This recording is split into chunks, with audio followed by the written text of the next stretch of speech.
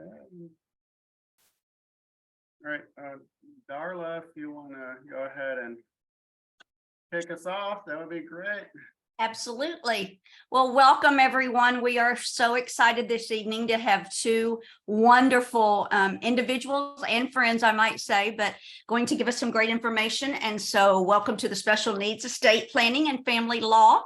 To tell you a little bit about our guest speakers, Jennifer is a special needs estate planning attorney, and for over a decade, she has engaged in legal practices that include estate planning, probate, business, and real estate transactions. She founded Chiang Law Firm in 2014 with her husband as a small family business. Today, it is a fast-growing law firm serving clients in Greater Houston and abroad. She was a frequent author and presenter on estate planning and probate issues in the Greater Houston area. And in 2015, I love this, the Sugar Land City Council unanimously appointed Jennifer as an associate municipal judge for the city of Sugar Land. Jennifer has the distinction of being the first native-born resident of Sugar Land to serve as a municipal court judge, as well as the first Asian American to serve. Since then, Jennifer has dedicated herself to being a fair and effective jurist for the citizens of Sugar Land. And I might add, they have one young son and another one in the oven. So, Jennifer, thank you for being here, and we appreciate your support. So next we have Chris Meyer, who is a family law attorney dealing with high conflict divorce, custody, and family violence. He's a strong attorney. He is a Christian, husband and father, and a veteran of the United States Army and a local advocate for veteran issues. Christopher is the past commander of Disabled American Veterans, Chapter 233, Fort Bend County. He uses his skills and energies towards benefiting the veteran community and practicing law. His emphases are family law, divorce, and evictions. He quoted to us that he had spent several years advocating to Houston Metro on behalf of disabled veterans, and he's proud to say, as we are proud of him, to say that as of April 2016, Houston Metro is now offering free bus and rail rides to Houston disabled vets. I've personally known Chris and Jennifer for quite some time now. They're incredible community advocates. They have a love and passion for the special needs community and for the family unit. And we are extremely honored to have them present to our families and those, some we may know and some we don't. And so, Jennifer, I'll turn it over to you. Hi, thank you so much, Darla. I'm going to take a moment to go ahead and start sharing the PowerPoint. And let's do this. Share. And we put it into presentation mode. Okay. So thank you everybody for coming to our estate planning seminar. We basically broke it up into two different ways. Estate planning for special needs families and then family law for special needs families. I don't know if Darla made it clear enough for you, but by the way, Chris and I are married to each other. We're both attorneys. We actually practice in the same building. And that's one of the reasons why we're both doing this today. I've known Darla for years. Years. I can't even say how many years, but I've known her through her work in the community and how strong of an advocate she's always been for special needs families and just the community at large. And I'm so proud to be able to present this presentation for Hope for Three.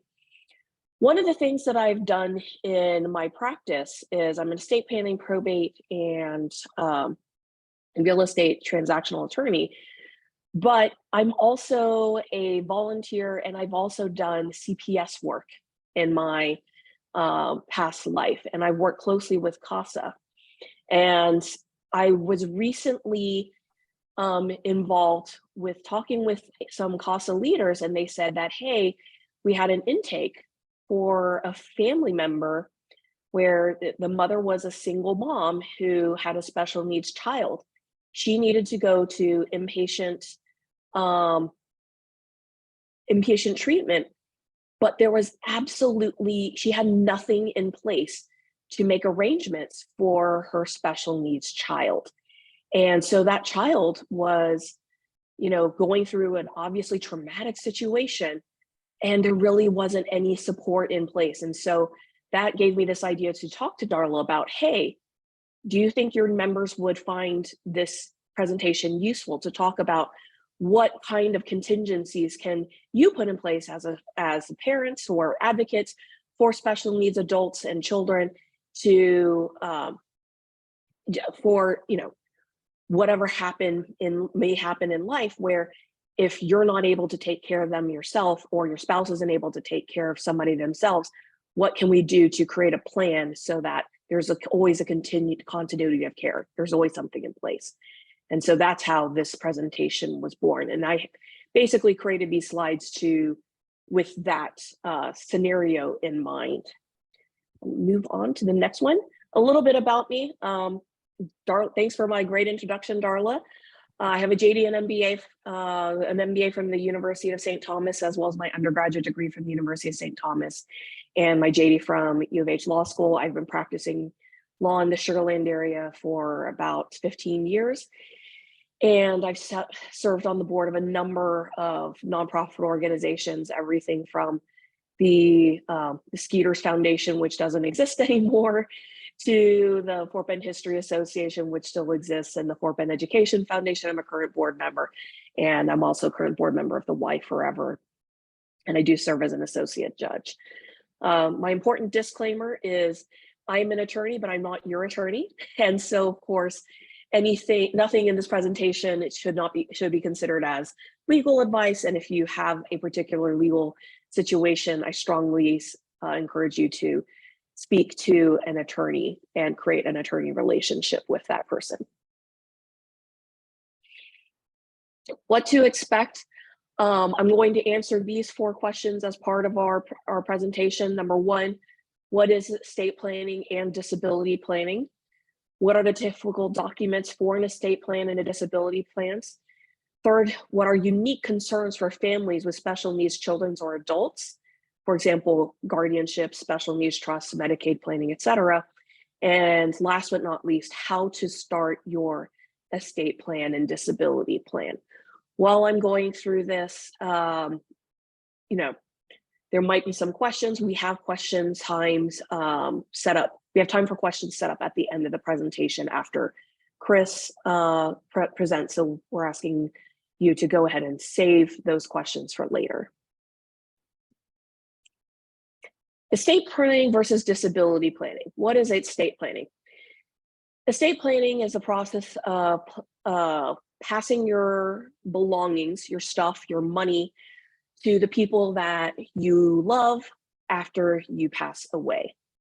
Disability planning is related but different, and there's many aspects of disability planning, especially for families with disabled family members. So related to estate planning, disability is planning for, number 1, your care in the event that you become disabled, but also, number 2, the care for anyone else who needs care in your family that may be disabled. And so, as you can see, there's going to be a little bit of overlap in the plans, and one feeds into the other, but they are 2 different goals, which I'm going to get into as I go through the documents. Oops. Document-wise, typical documents for estate plans include, first, a will. The will is the most basic document for an estate plan. It's the foundation of an estate plan. It disposes of your estate property, usually the cars or houses or financial accounts or other assets that do not have a payable on death beneficiary. And the will typically names an executor, who's someone that is responsible for carrying out your wishes. Your beneficiary are the people who would receive your estate. Now, another important document is a revocable trust or trust. The most important aspect of a will, and that makes it different from a trust, is that generally speaking, wills always require probate, which means you have to go through the legal process of submitting your will to the court, and the court has to approve that will to verify that it's genuine and approve of the executor before you can take action on an estate. Trusts are a little bit different because they're designed to work outside of probate. So I like describing trusts as basically a big empty bucket that you can start titling things to go into your estate either at death or right now. And the trustee is the person who manages the assets that are in the bucket. And the terms of the trust will control when and how and where and who gets your estate without any court intervention. You may have heard of special needs trusts. Special needs trusts are closely related to these kinds of trusts. And you can actually have trust inside of trust inside of trust. It's like a big babushka doll where I can set up 3 or 4 different kinds of trusts with 3 or 4 different terms, depending on what kind of situation that's called for in your family. Trust can get very complicated. So of course, I would also encourage you to talk to your, talk to an attorney about that. Special needs trusts are a different class of trust that can also be created by will, created by trust, or created all on its own. Special needs trusts specifically hold assets for disabled beneficiaries that need to qualify for government benefits, i.e. Medicaid. As many of you know, Medicaid beneficiaries can only have $2,000 in countable assets. Otherwise, if they have more resources, they get disqualified. This special needs trust tends to allow for a pot of assets to be available to a special needs person so that it doesn't jeopardize their Medicaid benefits. There's also a difference between first-party trusts and third-party trusts, and that really matters according to who is the person setting up the trust, and the rules are slightly different. The rules can get pretty complicated, which is one of the reasons why I strongly encourage my families to, if you need to qualify for Medicaid, you or your loved one needs to qualify for Medicaid, you really do need to talk to an attorney to make sure assets are structured properly so that it won't jeopardize your loved one's ability to qualify for Medicaid in the future. Other common documents that we use are to create non-probate estates. For example, a lot of my clients say, hey, why do I need to probate my will when all I have is a bank account, a house, and a car, and my wife is the joint account holder on my bank account. My wife is the joint account holder on the joint holder of my car, and my wife is the joint owner of the house. And I say, well, you're about halfway there. But the problem is that the laws in the state of Texas actually decide who your beneficiaries are. Sometimes it's your wife, sometimes it isn't. And the best way to override what the default is in the state of Texas is to actually have a will or to make designations in advance. So for example, I recommend doing transfer on death deeds. Transfer on death deeds basically create a right of survivorship between husband and wife if they own a property together, or it doesn't even need to be a husband and wife. It could just be 2 people who own a property together.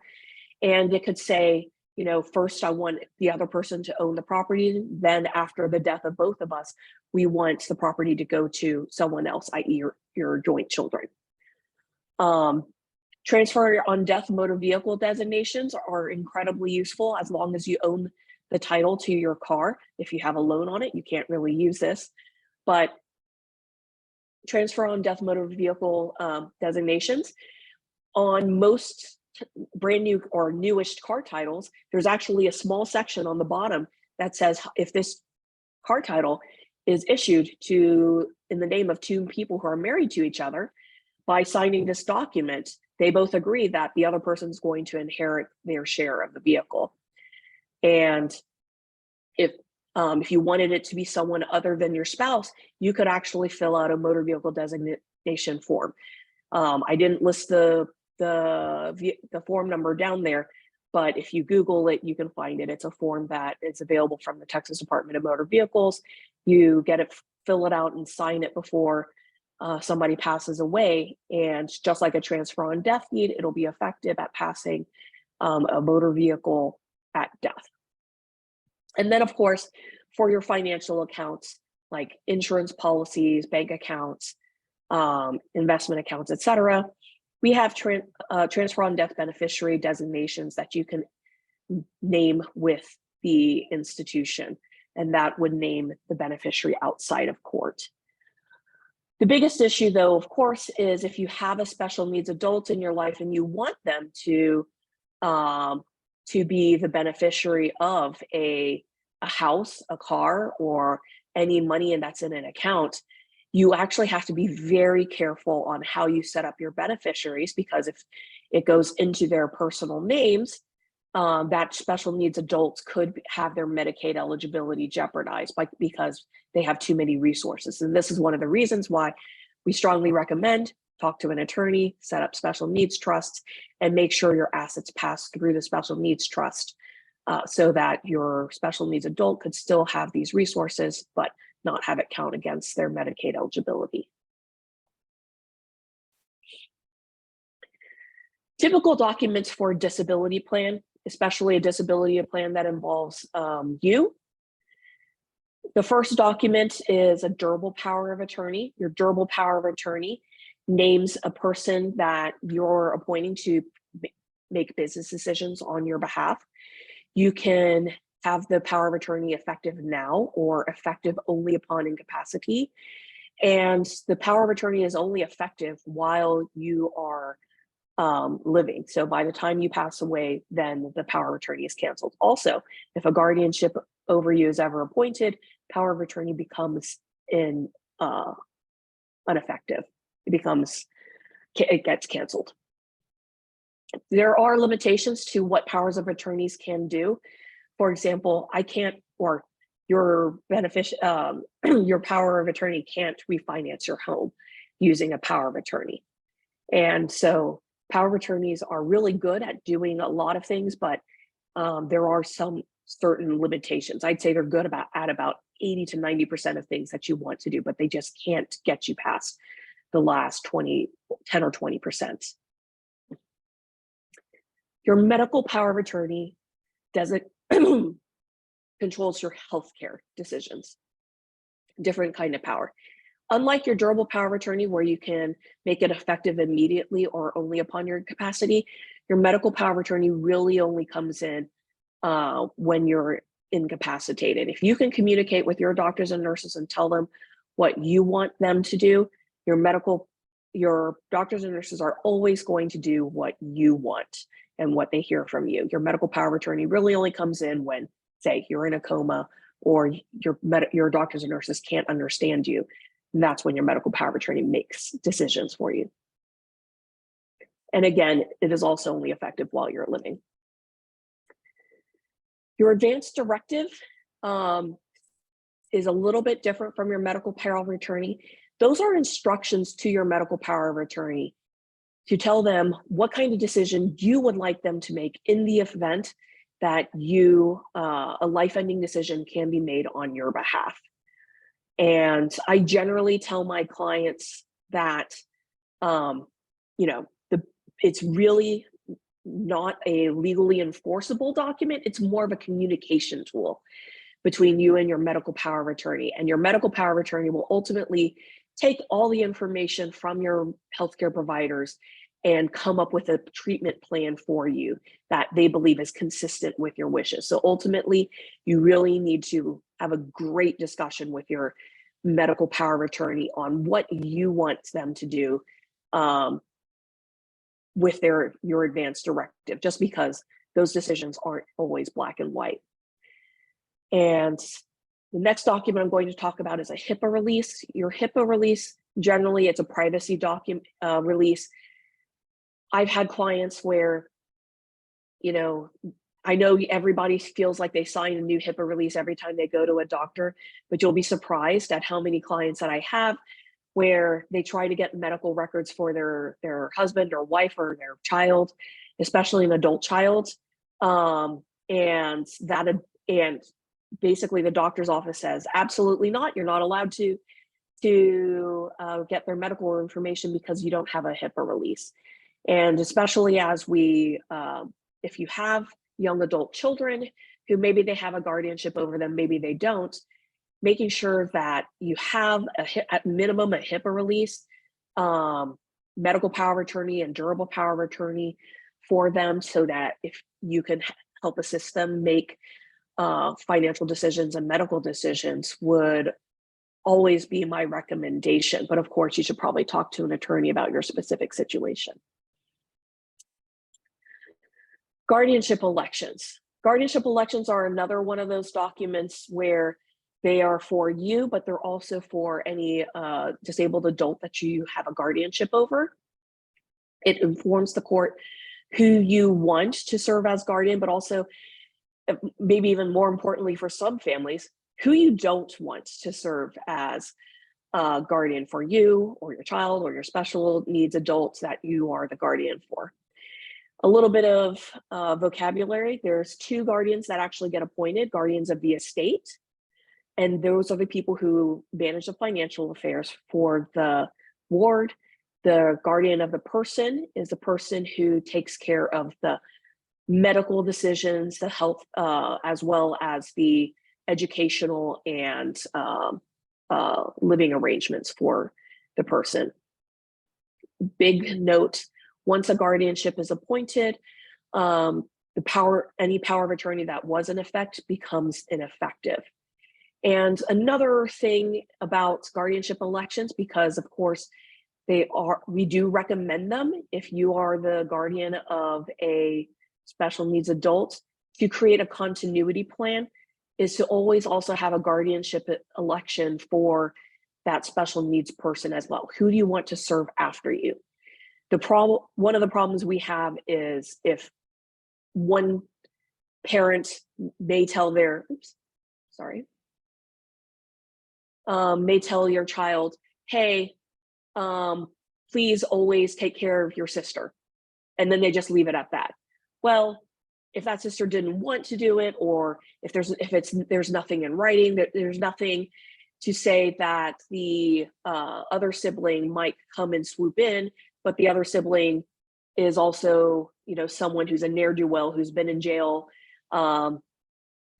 twice for stealing money from women and children, which is exactly the wrong kind of person you want serving as guardian. Without anything in writing, there's really no instructions to the judge on what kind of person you would like to appoint for your special needs ward. Ultimately, though, it is the responsibility of the judge to appoint somebody, which is why it's just an election. It just tells a judge who you would prefer. It's not confirmed until the judge actually does the appointment and the person becomes the guardian, which is one of the reasons why I also recommend a caregiver agreement. So a caregiver agreement is a more informal document that I call basically like a power of attorney for your children or your special needs adult, that you can give someone else the authority to make decisions about healthcare or give consent to healthcare, or make educational decisions in your absence. In terms of your own biological children, both biological parents have to sign it. In terms of a special needs adult, the guardians have to both, whoever's appointed as the guardian needs to sign that document in terms of children. A SAPSR, which is a suit affecting parent-child relationship, can make the caregiver agreement completely ineffective. So you have to watch that. And I always tell my clients that, look, this is a Band-Aid. A court-ordered judgment, as far as a SAPSR goes or a guardianship judgment goes, that's always the best, strongest, and the most durable solution that will be respected the most. This caregiver agreement, it really depends a lot on the registrar at the school or the nurse checking you in at, or the receptionist at the doctor's office to make a judgment decision about whether or not they're going to allow this document to pass muster. So, but in the absence of having any other document, it might be better than absolutely nothing. So I strongly encourage my clients to really think through and think about the future and what contingencies they might need to go through to probably also not only have a caregiver agreement, but also consider getting guardianship elections as well. So unique concerns for your kids with, or special needs adults with disabilities, you really have to think about the nature of the disability. And I know I have autistic family members in my family as well. It's a spectrum. You really don't know, especially if they're a young person, you don't know what they're going to be like as an adult. That with certain therapies, you might have a young adult in your life who maybe they just don't get along with people, but they're really great at math, they're super smart, and they're college bound. Some other people on the autism spectrum, though, especially in my work in the CPS system, I have some children that I represented that are profoundly disabled, who are nonverbal, who are not even ambulatory and will definitely need care for the rest of their lives. So you really have to think about, okay, what does the future look like for this child or this adult? Is the nature of the disability lifelong, or is it temporary? Will their condition improve with time? Are they able to complete any education or job training?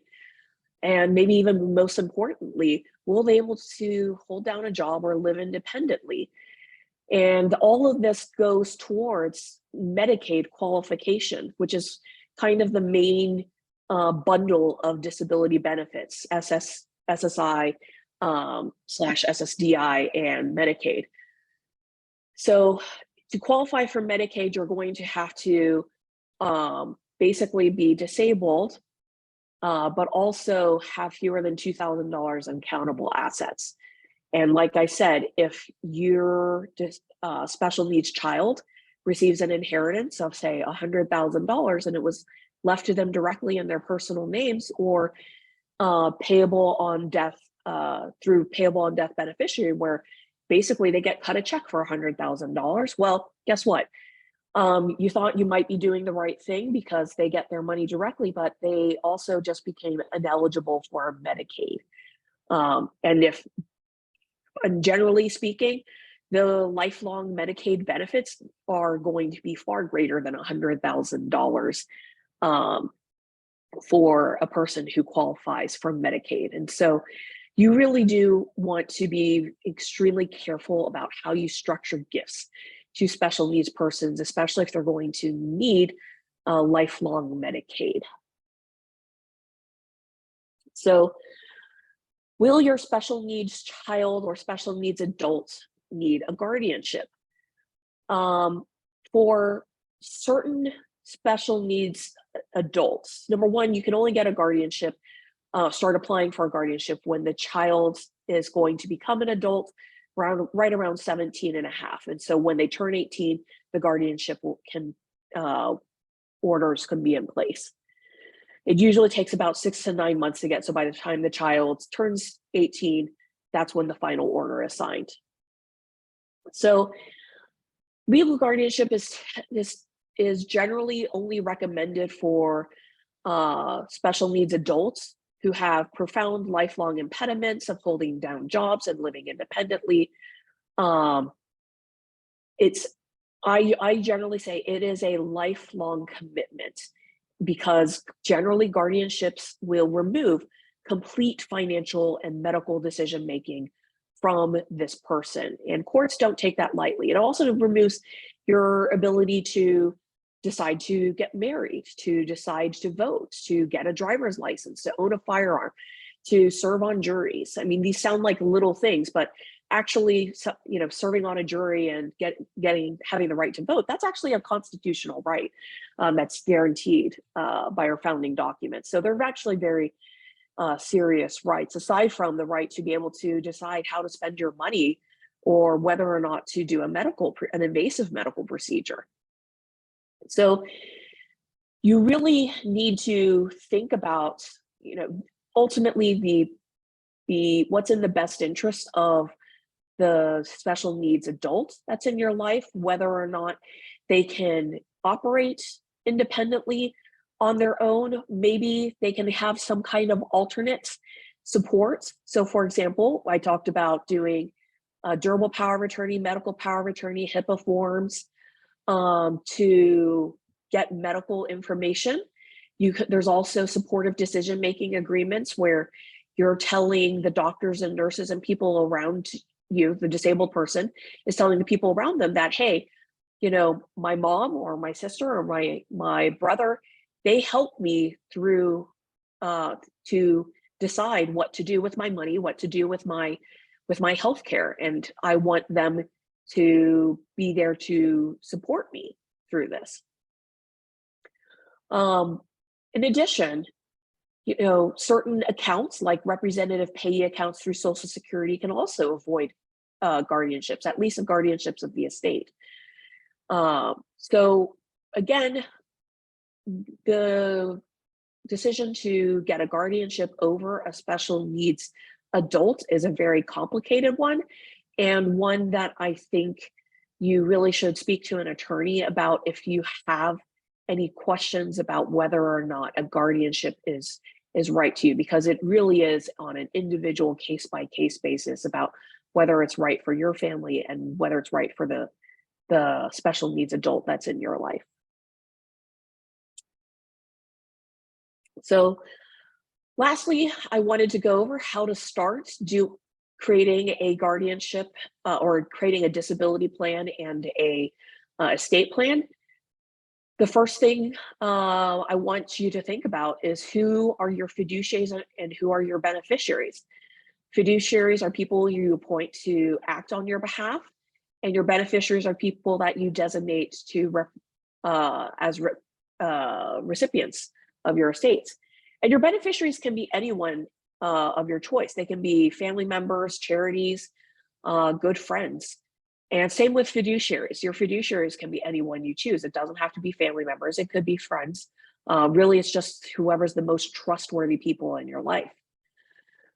Probably the most important thing for families with special needs adults or children is to consider who are the people who are going to be making decisions for your special needs adult or child. Does that person have a good relationship with that person? What does a lifelong care plan for that special needs adult or child look like? And is that fiduciary, the person who's responsible for carrying out that plan, are they able to actually carry out that plan? And as much as we would wish that everybody in our family would be 100% on board, not a lot of people would be on board.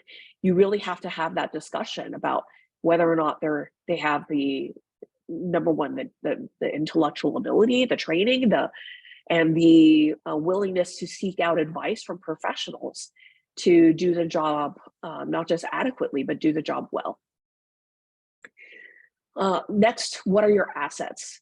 Financial planners and CPAs are incredibly helpful in this aspect to making sure that your financial house is in order as well as your legal house is in order. I always say that lawyers are really just one part of an important tripod of professionals that everybody should have. Everybody should have a CPA to do the tax and numbers aspect of it. Everybody needs a financial advisor to be able to fund the plans that I create. And of course, everybody should have a lawyer to create the legal structure for an estate plan. And ultimately, I always tell my clients, I can create the most beautiful special needs trust that does every single legal trick in the book. But if you have zero assets to fund it with, there's really no point in creating a special needs trust. And so a financial advisor and a CPA can help you with that financial aspect to make sure that your assets are sufficient to fund any lifelong care that a special needs adult might have, and to make sure that the special needs trust that we might set up will be sufficient for their needs. And lastly, I recommend for you to talk to your loved ones, ask them what kind of role that they want to play and what kind of life they envision, and whether or not they're willing to take on the role as a fiduciary, or what their life as a beneficiary might look like. And of course, I would hope then that you would talk to your attorney. And so that's it for me. Thank you so much for your attention. And I'm now going to pass it on to Chris Meyer to talk about family law. Okay, great. Thank you. Thank you, Jennifer. If you don't mind, if you stop the screen share, I'd like to share something else with everyone just for a moment, please. All right. All right, let me add the spotlight. So hi, thank you everyone for coming. It looks like we got a really good crowd today. A lot of people on Facebook Live too, so I really appreciate that. I do want to screen share something with you guys before I really get started.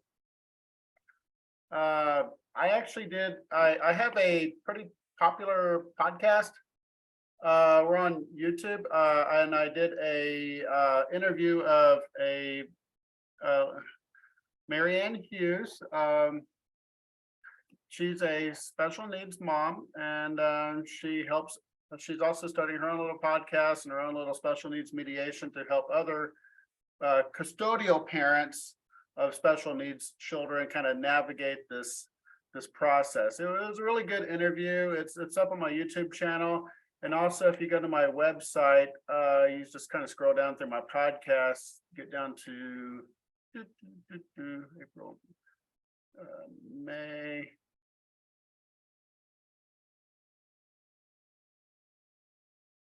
There we go. So special needs.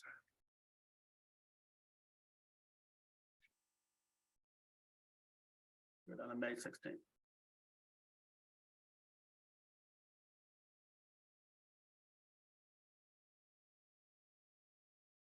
Okay, yeah, right.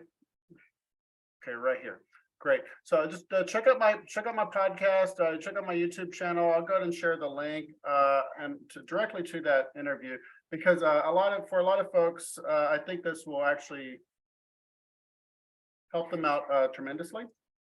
So I'm going to share that down in the comments really fast before we really get started. So if you want to check out that interview with Marianne Hughes, wonderful lady.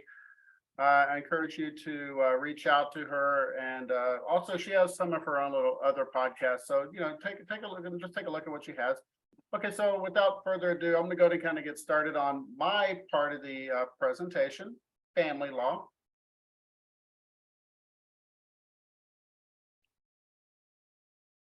Do you want me to start screen sharing? No, I'll go. That's not big. I got it right here. Okay.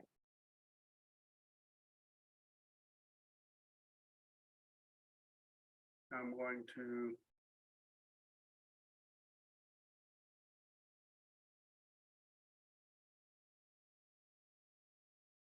Just give me 1 second. Sorry.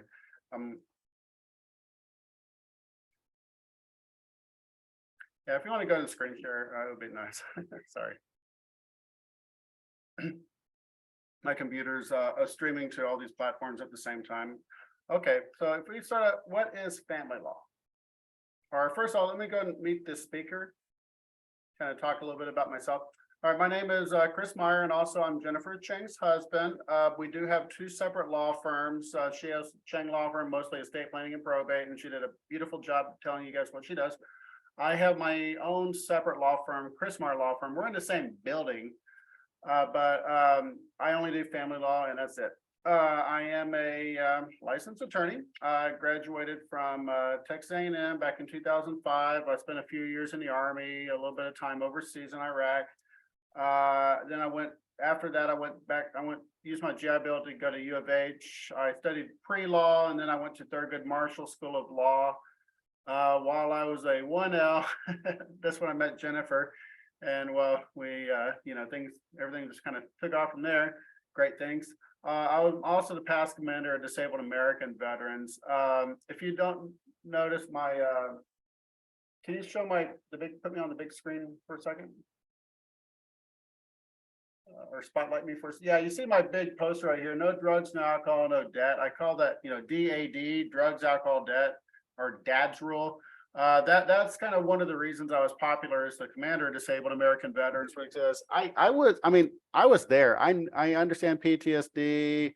I understand how the circumstantial complexity of it, how it can affect your family life at home. And, I'm not on my, it's not my first marriage. I was, unfortunately, I was a young soldier. I got married young, and, I was young and dumb at the time, doing all the wrong things, going into the Army, the global war on terror. So, I'm very mindful about what, veterans go through, also what the military spouse goes through. It's also hell, because it's a tough job, being in the military or being a military family. So I'm very mindful of that. And I do know the danger, what drugs, alcohol, and debt can do to families, due to veterans, to their spouses. So I think that's kind of why I was popular, because I knew these things were dangerous. I knew these things were the Achilles heel.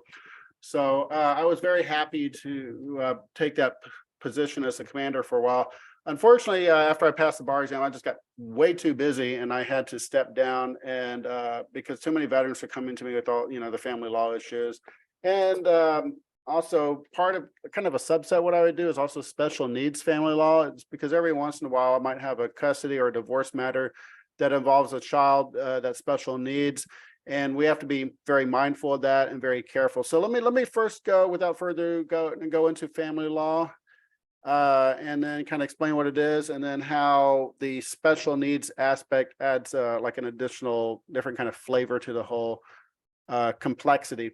So, okay, so let's talk about, first talk about what is family law, what impacts a special needs child can have on a divorce or custody dispute. What is a custody dispute? What is the agreement? Child support, how does that get calculated if we have a special needs child? And then ultimately mediation. That's where we need to go to hopefully try to figure this out, because it will be complex if we have to go in front of the judge, and that's going to be very expensive. So can a slide, please? Okay, family law, my second love. Family law is the area of law that deals with the legal aspects of family relationships, such as marriage, divorce, child custody, child support, and adoption. In Texas, family law is governed by the Texas Family Code. Some of the common family law issues that I might handle might include divorces. That this involves the dissolution of a marital relationship and the division of assets and debts, and of course, child stuff, but we're going to get into that. Next is child custody, which can or cannot be part of a divorce. If there's a marriage in place and there's children of the marriage, then yes, the children will be part of the divorce. If the parents were never married, they just had a child, then we don't have to worry about the asset division. We just take care of the children. So let's talk about child custody. Child custody, this determines which parent will have primary physical custody of the children and how much time the other parent will have visitation. Now, under the Texas Family Code, we have something called a standard possession order, but it doesn't really work when you have a special needs child. So, and I will get into that. Child support. This is a financial obligation that one parent has to pay to the other parent to help support the children. And I will get into more detail on how that's calculated. Adoption, this is a legal process of taking a child into your family and giving them the same rights and responsibilities as a biological child. Now, I'm also a court-appointed CPS lawyer, and I'm going to be straight with you. Sometimes these parents, they have the rights terminated because they will not stop using very dangerous drugs. So the rights get terminated, but now that the rights are terminated, the next logical step is to get this child adopted. And sometimes these children in the CPS system, they're special needs. It's very sad. But the good news is there's a lot of good Texans out there willing to adopt these little Texans, even if they are disabled. So I'm really happy about that. Okay, paternity. This is the fun part of my job is, well, establishing paternity. And That's just deciding who the legal father is based off of, are they going to acknowledge paternity? Is their name on a birth certificate? Was the child born during the marriage? Do we have a DNA test? I mean, oh my gosh, I can go in so many directions, but the cool thing is, if I need to get somebody DNA tested, the judge has my back. All right. Now, a little other smaller area, name changes, doesn't really, not too relevant to special needs, but sometimes it's something that we are allowed to ask for if there's like a divorce and we need to change the name of the child. It can happen, but be very careful what you ask for because the other parent is allowed to object. Okay, and keep in mind, a family law, it can be very complex. It can be very emotional, and it's, oh my gosh, it's very important to have a family law attorney on your side because when we get into the courtroom, things move very fast and the judge is not going to slow down for you. The judge is not required to slow down for you. It's really important to have an advocate on your side. I feel so bad. I go to court. I have to sit through docket call. I see all these unrepresented parents. They don't know what's going on. They're lost. And if the other side has an attorney or the other spouse is maybe also pro se, but they really know what they're doing, I can really see people getting taken advantage of. It's really sad. So it's good to have an advocate on your side. So a few additional things you want to keep in mind about family law is the law presumes that both parents will be what's called joint managing conservators of the child. That's like 50-50 custody, meaning they will share the parental rights and duties. What is rights and duties? That's we call it the heads, meds, and eds, the sharing of educational, medical, and dental decisions. The way the family code is designed is it's very super rewarding and super cheap for parents who can get along. It's called co-parenting, getting along and sharing in the rights and duties, sharing in the educational, medical, and dental decisions, sharing in custody, being reasonable with each other. But once that fighting starts, the way the code is designed, it gets very expensive very fast. And if we go to mediation and they're still fighting, we got to go to trial, and you're looking at a lot of money. I tell parents all the time, it's cheaper to co-parent, it's cheaper to cooperate, it's cheaper to find common ground than to fight, because that's, I tell clients all the time, I'm looking at that new Ford Lightning pickup truck and I really like it. And if y'all want to keep fighting, just make sure you're making an informed decision. But for ethical reasons, I'm always trying to, I'm actually really good at getting to people who are fighting. I'm actually really good at getting them to come to the table, find a little bit of common ground, and try to work something out that doesn't involve court involvement. So people do like me a lot. They really do. And it's not because I tell them what they want to hear. It's because I manage expectations. And I usually tell them the worst day in court, and then I get them something better. So anyways, but the court will always consider the best interest of the child when making decisions about custody, visitation, and support. And there are also many factors the court will consider when determining the best interest of the child, such as the child's age, health, emotional needs, and the parent's parenting skills, and the parent's ability to provide a safe, stable, non-violent environment for the child. I'm always hammering that. Parents want to get primary custody. It's like, well, you need to prove these things. You need to prove you can provide a safe, stable, non-violent environment and act in the best interest of the child. And I'll coach them on how to get past a home study. That's not hard, and we're usually very successful. So we're happy about that. Okay, can we do the next slide, please? Okay, what impact can a special needs child have on a divorce or custody dispute outcome? Okay, number one, the court will always consider the best interest of the child when making decisions about custody or visitation. And that's not just special needs, that's every child. But we do have to take the special needs aspect into consideration. And again, the court will, when it comes to special needs, the court will place a greater emphasis on the child's best interest. So just keep being mindful about that. Some of these courts, each has their own website, usually at the top of the website. I know the Fort Bend County District Court 328th, at the very top of their website, it says, best interest of the child will prevail. in all cases. So that's just their motto, and they are not incorrect, and that is a correct application of the family code. Like, their motto is, we do what's best for the children. The parents who are fighting, well, you know what, that's not their priority. It's the children. Okay, so also the court will also consider the specific needs of the child, such as the type and level of care that the child requires, the child's emotional and developmental needs, and the parent's ability to provide those needs.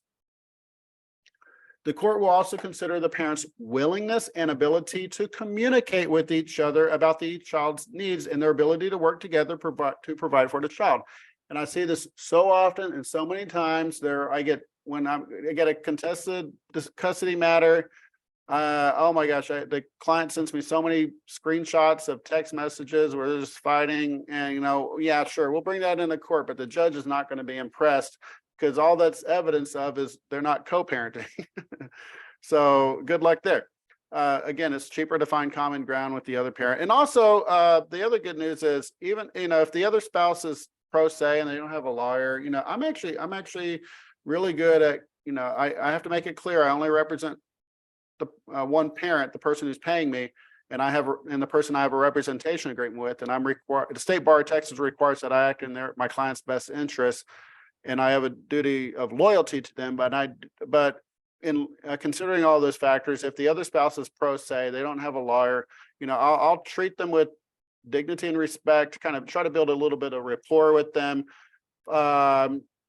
Find some common ground, and then just kind of like, hey, look, I'm going to go for the ask. I'm going to see if I can't get them to come to an agreement, but that will be more in my client's favor than their, but if they don't like it, well, they can hire their own lawyer.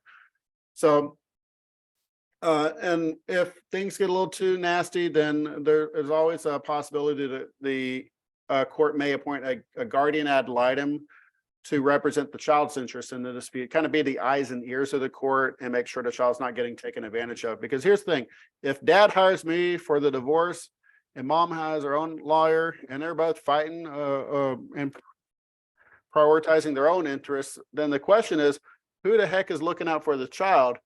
Because the parents that each have their own lawyer, and the lawyer's job is to act in their client's best interest. So that's when we get a guardian ad litem involved. It's usually like a $1,200 flat fee.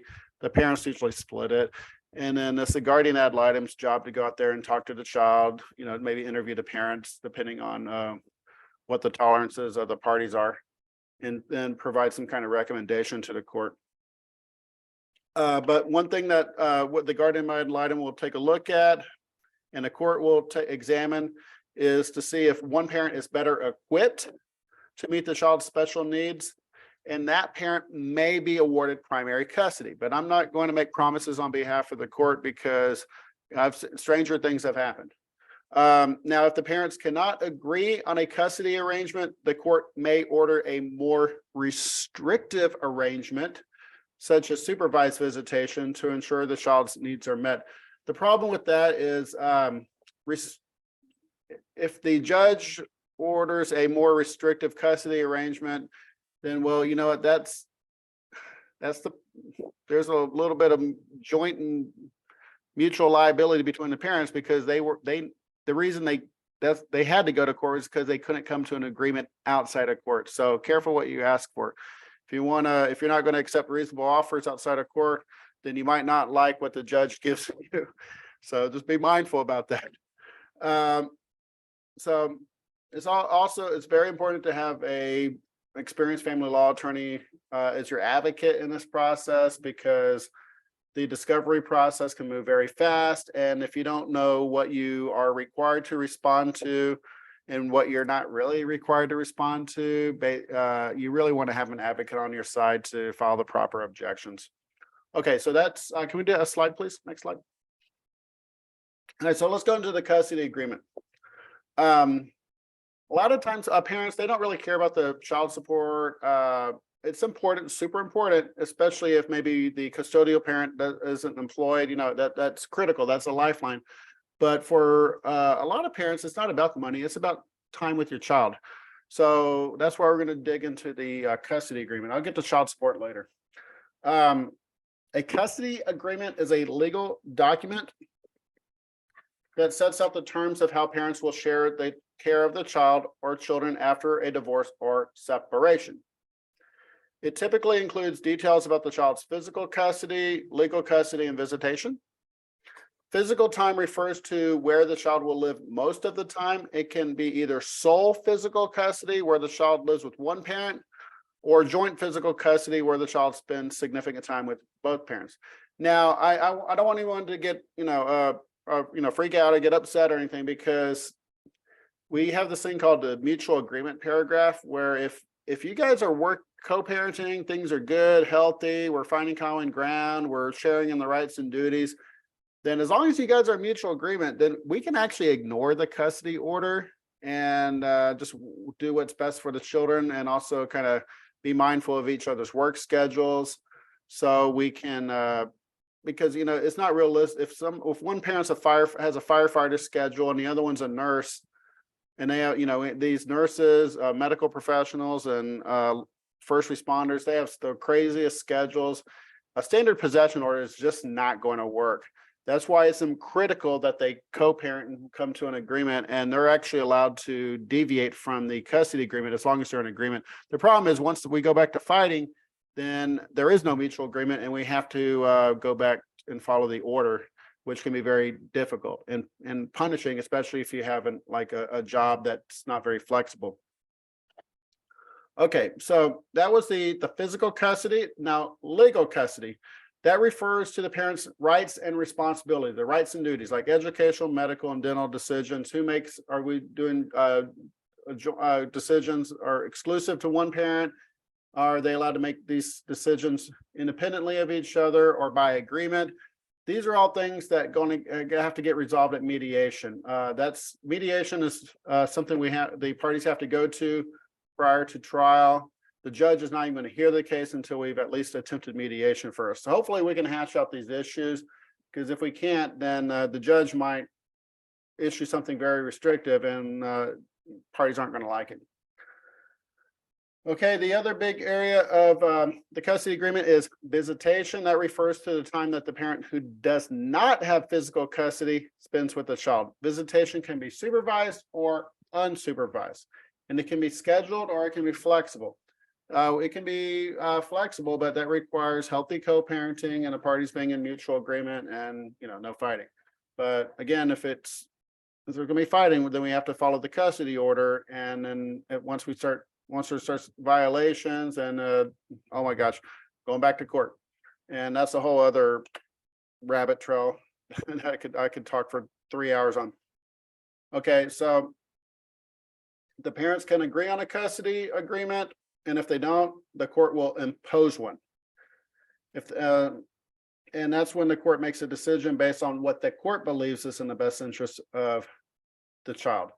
And again, if it's a special needs child, the court will place a greater emphasis on what they believe is in the child's best interest. And that's based off of the level of care required, emotional and developmental needs, and a parent's ability to provide for those needs. Again, it's good to have an advocate on your side if you're going through this. Next slide, please. Okay, child support. That's another big one. Okay, under the Texas Family Code, child support is typically calculated at the general rule is 20% of the non-custodial parent's net income. And then for 2 children, 25%, 3 children, 30%, 4 children, 35%. It just kind of keeps going up from there, but it caps out at 50. And there's also upper limits to prevent the child support from becoming excessive. And also for Texans who are ultra poor, like under $1,000 a month, that's their income. There's actually child support guidelines that break away, that deviate down. So from so you're not starting off at 20%; it's actually at 15%. But still, but those are more like the exceptions to the rule. Now, the interesting thing is when we're looking at a special needs child, we're actually allowed to deviate from guideline child support and focus more on what the cost of raising a special needs child, especially if they're enrolled in additional educational programs. Maybe they're in some type of special school that requires extra tuition, things like that. And also the court's going to look at the parent's ability to provide for those, special needs and deciding what's going to be calculated. Also, medical support, medical child support will also be factored in, because if the child is going to, MD Anderson regularly for leukemia treatments, we want to make sure those medical costs are being paid for somehow, typically through whichever parent has the better medical insurance. And then here's the other problem is if we go to, what about unreimbursed medical expenses? So the child needs a medical procedure that costs $1,000, but the insurance only covers the first $800. That means we have $200 unreimbursed. What are we going to do about that? Typically, under the family code, the parents split the unreimbursed medical. That's pretty standard. But sometimes we can deviate from that based off of the needs of the child, the abilities of the parent. Maybe maybe if a child is special needs and they just can't, and there's just no way that the custodial parent is going to ever be able to find any other type of employment, then the non-custodial parent could very well be liable for the full unreimbursed medical. I mean, there's 1,000 directions this could go in. That's why we have to go to mediation and try to hopefully work these issues out. But the good news is, if you have a special needs child, you are allowed to ask for a higher amount of child support. This is because of the special needs that a child will require more care and expenses. Okay, can we have a next slide, please? All right, mediation. What is mediation? Okay, so let's do this. We have a mom and dad, or man and woman.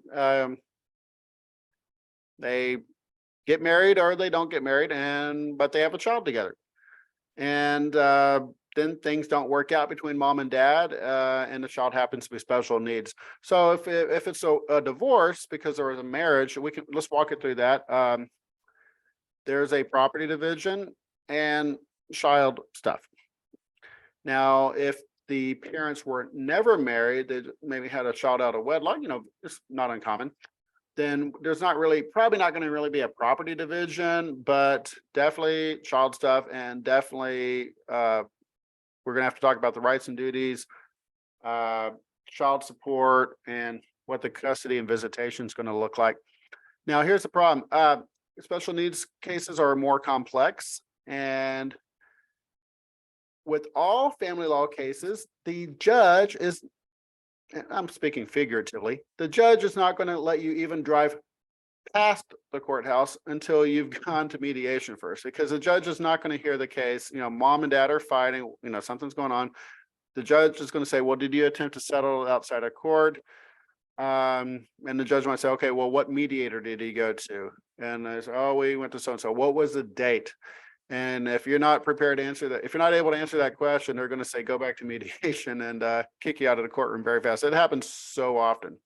So again, let's back step a little bit. Mom and dad had a baby, special needs, things don't work out. Now we need to figure out how we're going to raise this child. So one of the parents files a SAPSR. That's a suit affecting the parent-child relationship, or just, custody lawsuit, or a divorce petition based on what the relationship, how the relationship was characterized. So something was filed with the court. It's a custody lawsuit or it's a divorce, either one.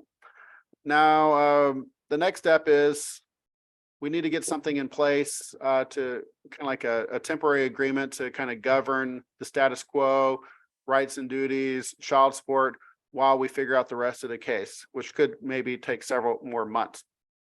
And that's called temporary orders. It's like a quick Band-Aid to address child support, where the child's going to live, things like that. Temporary orders requires a hearing from the judge, but did I not say earlier, the judge isn't going to hear your case until you go to mediation first. So we got to go to mediation. So we're going to go to mediation on temporary orders. Hopefully, we can figure out the custody schedule, child support. The parents will be required to turn over financials prior to mediation, so we can figure out what the child support is going to be at. Also, sometimes maybe the diagnosis of the child is in dispute. Maybe the child had a like leukemia, but but it went to remission. You know, they're in the no longer diagnosed with leukemia, but it could come back. You know, and then these are the things we're discussing at mediation. And is the child sick or is the child not sick? It's really sad when, you know, someone who they don't want to pay child, or they don't want to pay above guidelines, so they're arguing the child is not sick. And, you know, now we have to bring in the medical records and try to decide, okay, is this, you know, is this child currently not special needs, but he will be again in the future? I mean, there's so many directions this can go. That's why it's so important that we try to figure it out in mediation. And again, mediation is a process where we have a mediator try to go between the two parties and find something in the middle that both sides are going to live with or can tolerate. So the mom will be in one room with his or with her lawyer. The dad will be in another room with his lawyer. Typically is on Zoom. So we're in two different Zoom breakout rooms. And then the mediator kind of bounces back and forth and tries to figure out something in the middle that the parties are willing to tolerate. Now, the cool thing is the rules of evidence, the rules of civil procedure, all the courtroom rules, they don't really apply in mediation. So you can talk about whatever you want, which is great. There's a lot more flexibility and it's a lot more informal in mediation. That's your chance to kind of make your legal arguments. And also, maybe it might be a humbling experience because the mediator will also tell you where you're weak in your case. So, but you know, take some good notes, and if it's clear mediation isn't going to work, and you're definitely going to end up going to trial, then at least hopefully the mediator gave you a little bit more clarity on what you need to work on in order to be successful at trial. But again, 3 things can happen at mediation. 1, we come to an agreement. Great. We can get those temporary orders, get that child support paid, get the rights and duties settled and the custody, not really any court intervention. That's that's generally what we try to aim for. And about 90% of cases settle in mediation. So parents are really happy about that. We don't have to go to an expensive trial.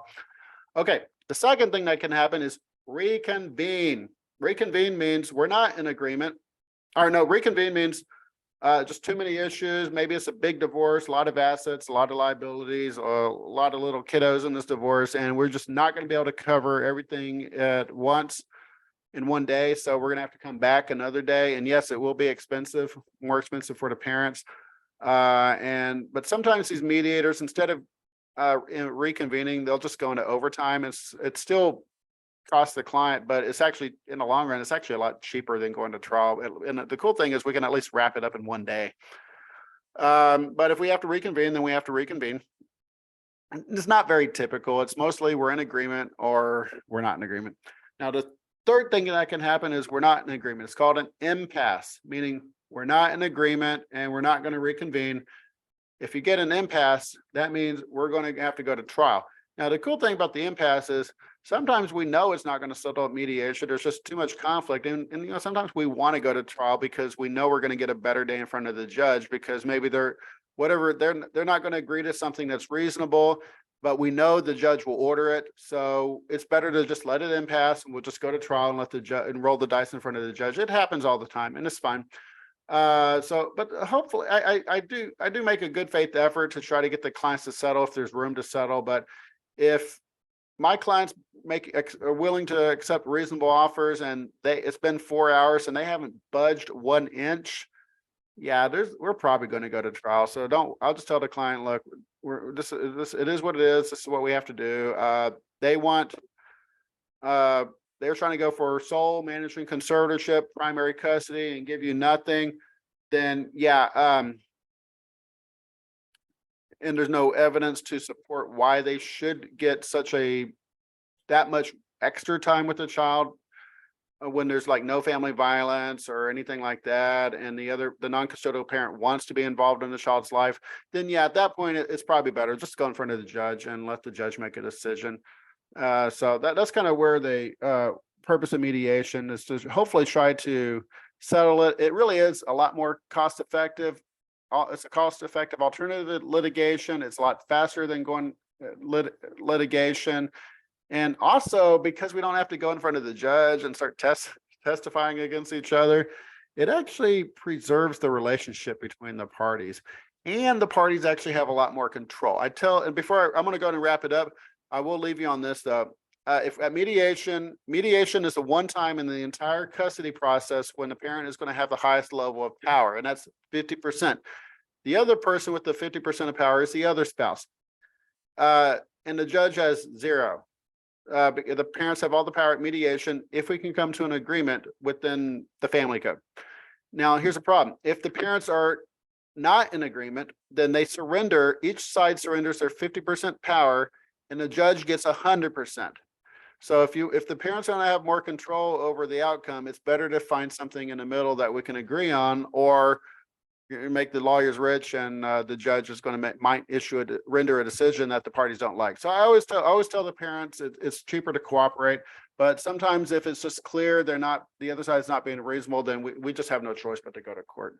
But I'll leave you at that. Go ahead and open it up to any questions. And if it's kind of if you have a question, that's great. If it gets a little too confidential, maybe it would be better to email me and we can talk about it offline.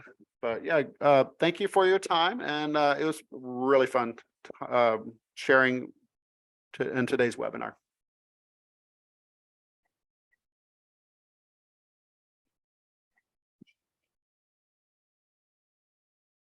All right. If you want to turn on your microphones, if anyone has any questions. You want to stop the recording? Yeah, I'll go ahead. Okay, I'll go ahead and stop the recording. That way no one's personal questions are out there on the internet. So I'm going to stop the recording now. Thank you, guys.